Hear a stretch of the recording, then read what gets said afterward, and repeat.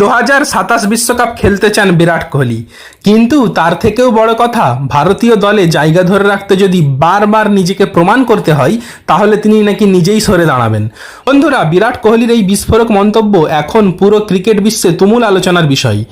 আর এই মন্তব্য শুনে একদিকে যেমন আবেগে ভাসছেন ভারতীয় সমর্থকরা, অন্যদিকে নতুন করে শুরু হয়েছে 2027 বিশ্বকাপ নিয়ে জোর চর্চা।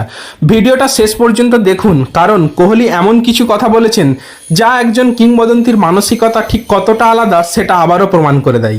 দর্শক, সাম্প্রতিক সময়ে বিরাট কোহলি রয়্যাল চ্যালেঞ্জার্স বেঙ্গালুরুর একটি পডকাস্টে সঞ্চালিকা মায়ান্তি ল্যাঙ্গারের সঙ্গে কথা বলতে গিয়ে নিজের ভবিষ্যৎ পরিকল্পনা নিয়ে মুখ খোলেন।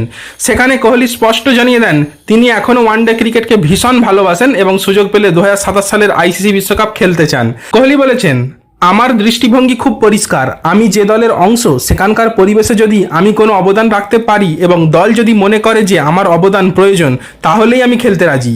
তবে যদি কখনো মনে করানো হয় যে দলে টিকে থাকতে আমাকে যোগ্যতা ও পারফরম্যান্সের প্রমাণ দিতে হবে, তবে আমি সেখানে থাকবো না, কারণ আমি আমার খেলা ও খেলার মাঠে আমার অবদান দুইয়ের প্রতিই সৎ। আমি মাথা নিচু করে পরিশ্রম করি। আমার কেরিয়ারে ঈশ্বর আমাকে যা যা দিয়েছেন আমি সেই জন্য তার কাছে কৃতজ্ঞ।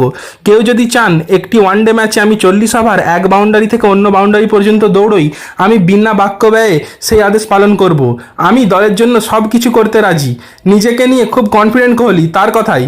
ধরুন আপনি কোনো কর্মক্ষেত্রে গিয়েছেন এবং সেখানে এক সপ্তাহ পর যদি সেখানে লোকেরা আপনার কাজের পদ্ধতি নিয়ে প্রশ্ন করে, তখন আপনিও বিরক্ত হন।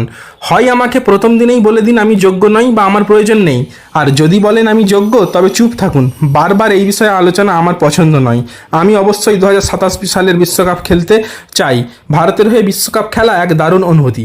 সুতরাং এই ছিল কোহলির বয়ান।